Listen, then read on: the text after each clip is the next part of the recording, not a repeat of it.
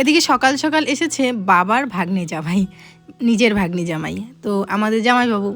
তো ওইদিকে দাদার সাথে মানে আমার ওই যে বড় ভাসুরের সাথে এসেছে গাড়ি করে, মানে বড় ভাসুর গেছিলো মাল করতে, তো ওখান থেকে এসেছে। তো আমাদের বাড়িতে আসলো। ছেলেদের জন্য যাই আসে না কেন, কোনো আত্মীয় স্বজন এই চকলেট নিয়ে আসে, অনেক চকলেট নিয়ে আসছে জামাইবাবু। তো ওদিকে আমি রুটি বানালাম সকালবেলা, চা রুটি। তো জামাইবাবু তো কিছুতেই খাবে না, বলে খাবো না, চা খাই আসছি। তবুও জোর করে একটা রুটি আর চা দিলাম। তো খেয়ে তারপরে পান সুপারি খেয়ে এদিকে গল্প করছে। আর বাবা মিষ্টি কুমড়া, তারপর মিষ্টি কুমড়ার ডগা এগুলো দিল জামাইবাবুকে। তারপর জেঠিমাদের বাড়িতে অনেক সবজি আছে, জানোই কাঁচামালের ব্যবসা করে, তো জেঠিমা ওরাও অনেক সবজি দিল। তারপরে হচ্ছে জামাইবাবু বাড়ি ঠাড়ি চলে গেছে। বললাম যে বসো রান্না করি, খেয়ে দিয়ে যেও। বলে কি না সময় নেই, কাজে যেতে হবে, আরেক জায়গায় কাজ আছে, তো সেই জন্য চলে গেল। এদিকে সকালে আমার রান্নাবান্না সমস্ত কিছু কমপ্লিট করে এদিকে বড় ছেলেকে খাইয়ে নিয়েছি, খাইয়ে আমি নিজেও খেয়ে নিয়েছি। কারণ এই ছোটোটাকে খাওয়াতে আমার প্রচুর সময় লাগে, এরকম ঘুরিয়ে খাওয়াতে হয়। সে মিতাংশকে খাওয়াতে গেলে তো প্রচণ্ড রাগ উঠে, হাত শুকিয়ে যায়। ওকে খাওয়াতে মুখের মধ্যে ভাত নিয়ে বসে থাকে, না চাবায় না গেলে। এই ছোটোটাও সেম এইভাবে দেখো, ধরে বেঁধে এমন করে আমাকে খাওয়াতে হয়। খাওয়ার রুচি নেই, রুচির ফাইল আনা হয়েছে বন্ধুরা, 2 দিন খেয়েছে, তারপরে আবার ওই সেম। খাওয়ার এনার্জি নেই, রুচি নেই, কীভাবে যে আমি খাওয়াই, আমার এত কষ্ট হয় না আর খাওয়াতে, কি বলবো। কে হ্যাঁ দা ও দা দা দা কি ডাঙ্গে দিছে তোমাকে? হ্যাঁ দা কি তোমাকে ডাঙ্গে দিছে?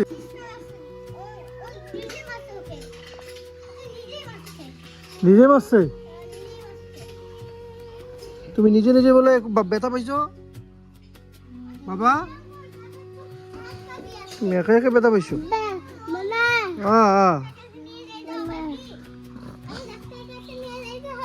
ডাক্তারের কাছে নিতে হবে না।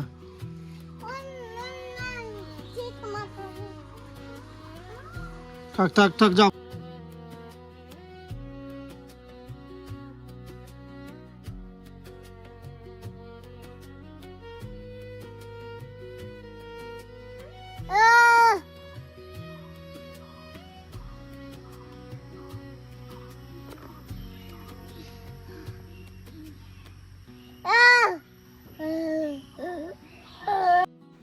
সারাদিন এই দুটোকে নিয়ে যে আমার কত রকমের ভঙ্গি করতে হয়, কি বলবো। এই গাড়িটা দেখেছি, এটা জেঠিমাদের কিন্তু ঘাস ঠাস ভুট্টা টুট্টা ক্ষেত থেকে নিয়ে আসা গাড়ি, এটার মধ্যে নাকি ওরা দুজন ছুটবে। এখন ওদের ঘোরাও, মানে কি বলবো। আর আমার জীবনটা বোধহয় একদম পুরো তেজপাতা হয়ে গেছে। তো এদের ঘোরাচ্ছি এইভাবে, তোমাদের দাদাভাইকে বললাম একটু এখন তুমি ঘোরাও, আমার অনেক কাজ আছে। ঘুম থেকে কিন্তু ওরা উঠে পড়েছে। 2 ছেলেকে নিয়ে যাচ্ছে বাবা।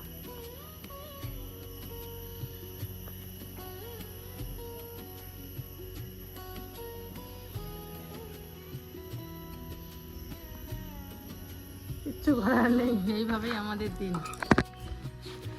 বিছানাপাতির অবস্থা, একটু 4টা কোল্লা দিল জেঠিমা, ওদের খেতে হয়েছে। তা বললো আলু দিয়ে মিশাল দিয়ে খাও। ওরা 4টা রাখলো, আমাকে 4টা দিল। সরি, আমাকে 5টা দিয়েছে, ওরা 4টা রেখেছে। বাসনপত্র ধুবো এখন। এরা যে কবে বড় হবে বন্ধুরা, সেই অপেক্ষায় আছি। প্রতিদিন রাত্রেবেলা করে ঘুমাই আর ভাবি, মানে শুতে গেলে ভাবি একটা দিন গেল, কালকের দিনটা জানি কি নিয়ে শুরু হবে, কিভাবে যে শুরু হবে, কিভাবে কি করব, এরকম করেই প্রতিটা দিন আমার কাটে। কবে যে ওরা বড় হবে, কবে যে একটুখানি সুখের মুখ দেখবো। সুখের মুখ বলতে এই দিনগুলো থাকবে না। এই দিনগুলো বলতে এই যে রান্না করতে পারি না ওদের জন্য, একটুখানি মানে নিজে সময় দিতে পারি না, তারপরে হচ্ছে কাজ কেউ ধরলে তারপরে করব, এরকমটা আর কি, এরকমের কথা বলছি। তাছাড়া কিন্তু অন্য কিছু না। তখন হয়তো বা অন্যদিকে আমার পরিশ্রমটা হবে, এদের পড়াশোনা শেখাতে হবে, স্কুলে নিয়ে যাওয়া, টিউশনে নিয়ে যাওয়া, এরকম করবে, মানে সময় আমার শেষ হবে না, মানে সুখ একদমই না। কিন্তু তবুও এই দিনগুলো থাকবে না, তাই না বলো? তো এই পিছনে দৌড়াইতে হবে, খাবারের থাল নিয়ে, এই কোথায় যাস, পড়ে গেলি নাকি, এইটাই। তো চলো তোমাদের সাথে একটা কথা শেয়ার করি বন্ধুরা। সেটা হচ্ছে সবসময় কিন্তু আমি আমার সামর্থ্য দেখে তারপরেই সবসময় কথা বলি।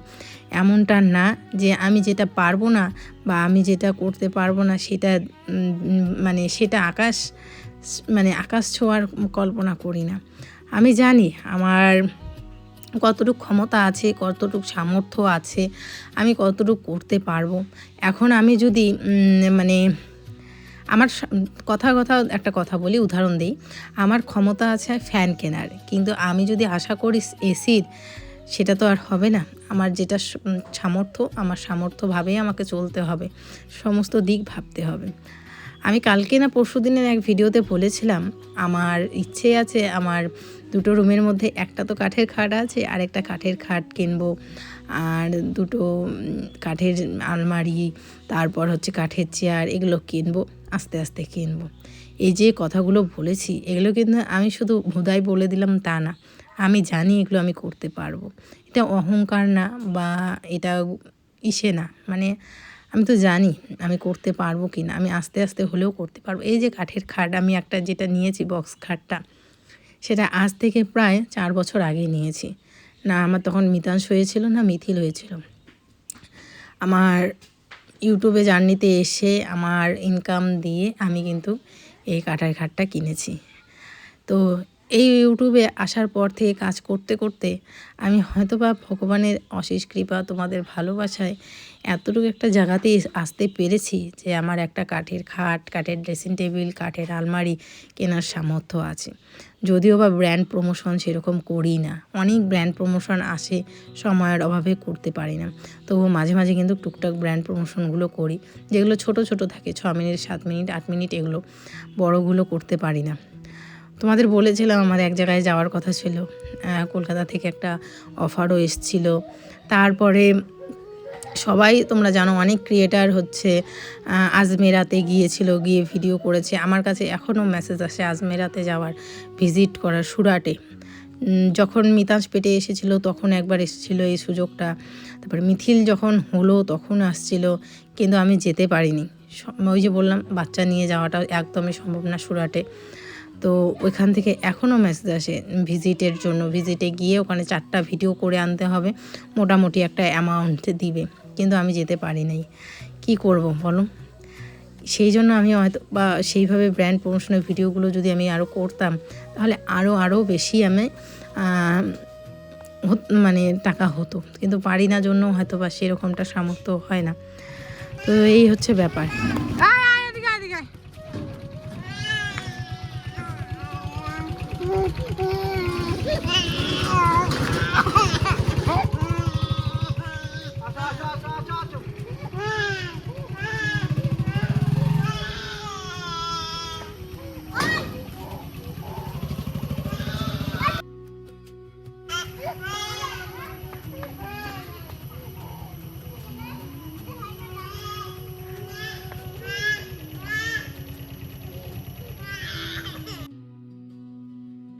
এদিকে ওর ভাইকে ওর বাবা খেপাচ্ছে জন্য মিতাস একদম গাড়িটা ধরে রাখছে, ধরে রেখে বলে কি ভাইকে নাও, ভাইকে নাও, ও যাবে না। তা আমি বললাম বাবা তুমি কেন যাবা না?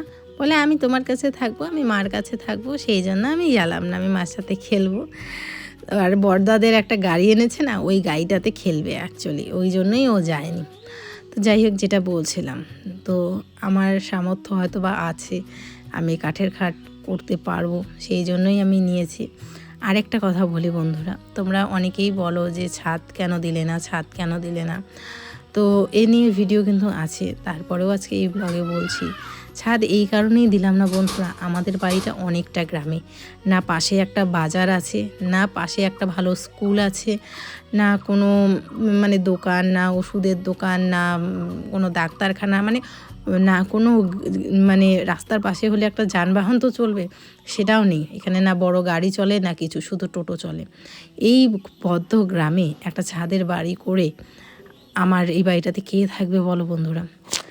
যখন মিতাংশ আর মিথিল বড় হবে তখন কিন্তু ওরা সবাই ওই শহরের দিকেই যেতে যাবে। আমাদেরই এখন মন চায় শহরে যদি বাড়ি হতো, শহরে যদি থাকতাম, কারণ এখানে শহরের সুযোগ সুবিধা অনেক বেশি, সমস্ত কিছুর, কোনো কাজ বাজের ক্ষেত্রেই বলো, বা কোনো কাম মানে বাজারের ক্ষেত্রেই বলো, বা কোনো ওষুধপত্রর ক্ষেত্রেই বলো, গ্রামে থাকতে গেলে অনেকটা কষ্ট হয়। এখানে যারা কৃষিকাজ করে বা যারা কৃষক তাদের ক্ষেত্রে ঠিকই আছে, কারণ এখানে চাষবাস করা যায়, অনেক জমি জায়গা আছে। কিন্তু অন্য ক্ষেত্রে কিন্তু এখানে সেরকম কোনো সুবিধাই নেই, কোনো সুবিধা নেই, সত্যি বলছি। তো যার কারণে কিন্তু মিথিল আমার মনে হয় না এখানে থাকবে। তো সেই জন্য আমি এখানে ছাদের বাড়ি করিনি, এই একটা কথা। দ্বিতীয় কথা হচ্ছে আমাদের বাড়িটা না একটা নদী পার হয়ে বাঁশের সেকুই দিয়ে তারপরে এই গ্রামে আসতে হয়, আর না হলে অনেকটা ঘুরে ঘুরে আসতে হয়। যারা আমার ব্লগ দেখে আমাকে ভালোবেসে আমাদের বাড়িতে এসেছে, যে সাবস্ক্রাইবাররা, তারা জানে আমার বাড়িটা কতটা ভিতরে বাজার থেকে বা পাকা রাস্তা থেকে কতটা ভিতরে। তো সেই জন্য এখানে কিন্তু ছাদের বাড়ি করা প্রয়োজনীয় না, মানে আমি প্রয়োজনই মনে করিনি। আর হ্যাঁ, এটাও ঠিক যে আমি আমার ছেলেদের কিন্তু অন্য কোথাও বাড়ি কেড়ে দিব না। বাড়ি এই জন্যই করে দিব না বন্ধুরা, আমি যদি ওদের বাড়ি কোথাও করে দিই তাহলে ওদের ওই মানে এনার্জিটাই থাকবে না যে আমাকে জীবনে কিছু করতে হবে বা আমাকে নিজের জন্য ভাবতে হবে। তখন ওদের মনটা কী হবে, আমার বাবা মা না করেই দিয়েছে, আমার আর কিসের চিন্তা। তখন ওদের মধ্যে ওই কাজের এনার্জি বা কাজ করার এনার্জি বা ওদের মধ্যে সেই চাহিদাটাই থাকবে না। সেই জন্য ওদের আমি বাড়িঘর আমি কোনো কিছুই করে দিব না, না আমি জমি জায়গা কিনে দেব। কিন্তু হ্যাঁ, ওদের জন্য কিছু একটা জমাবো, যাতে ভবিষ্যতেও বা জমাচ্ছি বলতে পারো। এই ব্লগের মধ্যেই বললাম, হয়তো বা অন্য কোনো ব্লগে আর কোনো দিনও বলবও না, কারণ বড় হয়ে ওরাও ব্লগ দেখবে। ওরা যখন সেই রকম বড় হয়ে যাবে তখন এই টাকাটা পাবে দুজনের জন্যই। মিতাংশ যখন জন্ম হয়েছিল তখন থেকেই জমাচ্ছি কিছু কিছু করে। আর মিথিল হওয়ার পরে, মানে সত্যি কথা বলতে আমাদের তোমাদের একটা ভিডিওতে হয়তো বা বলেছিলাম, দুজনেরই দুইটা LIC বা ছিল, তো ওই দুইটা আমাদের নাম কেটে ওদের দুই ভাইয়ের নামে বানিয়ে নিয়েছি। এই যে কলার মোচার বড়া, তো বড়া এদিকে দেখো কলার মোচা কি সুন্দর করে আমাকে ছুলে দিল। এটা রাত্রে করব, গরম গরম বড়া।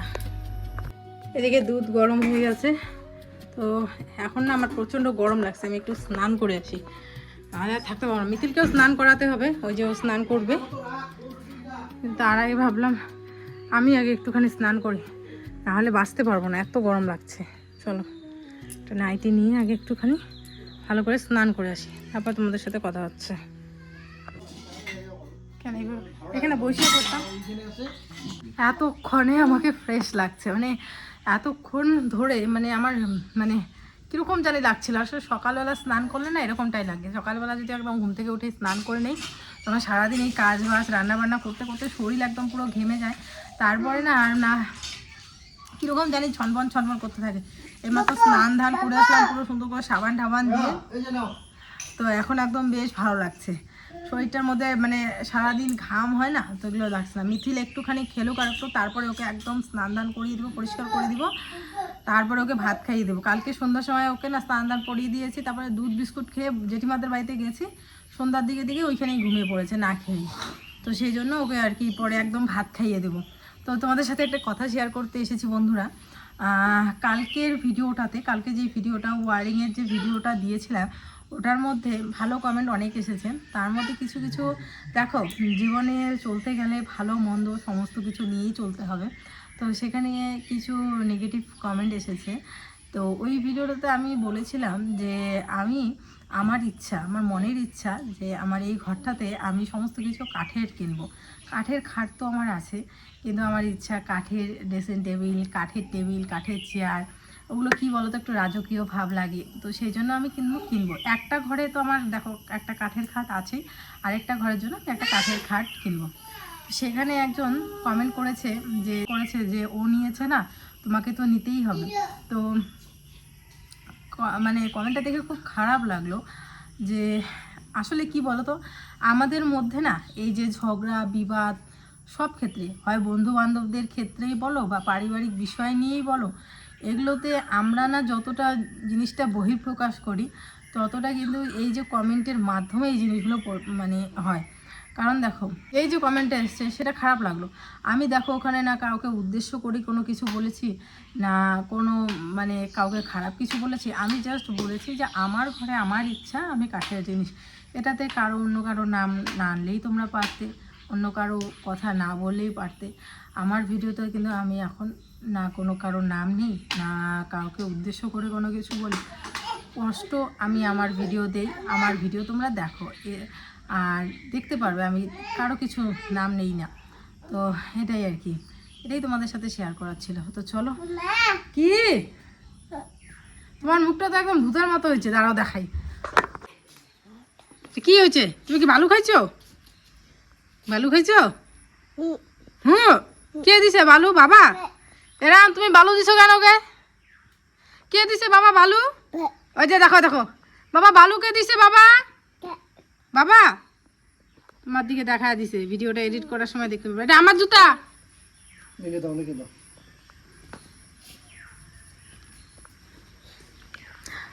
আমাকে চা খাওয়াবেন আপনি আজকে 1 কাপ?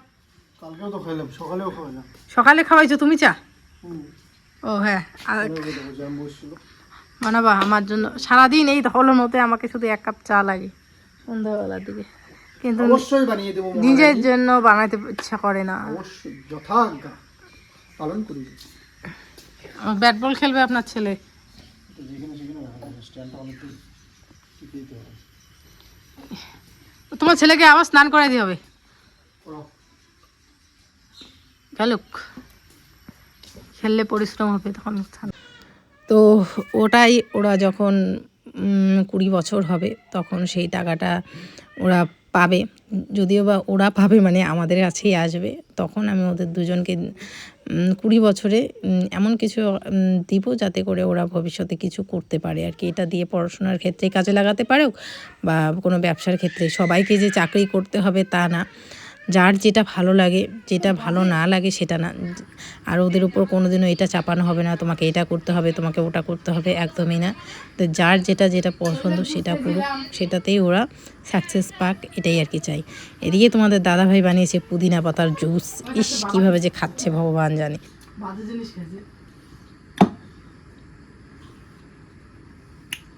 দারুণ। অনেস্ট রিভিউ দাও তো, অনেস্ট রিভিউ। আমার কাছে ভালো লাগলো, আমার কাছে ভালো লাগলো।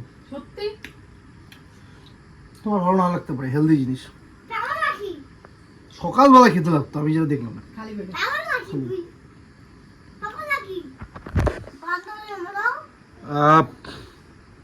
বাবা হেড মানে কি?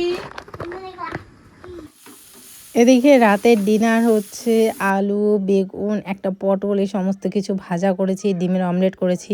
চলো আজকের জন্য টাটা, সবাই খুব ভালো থেকো, সুস্থ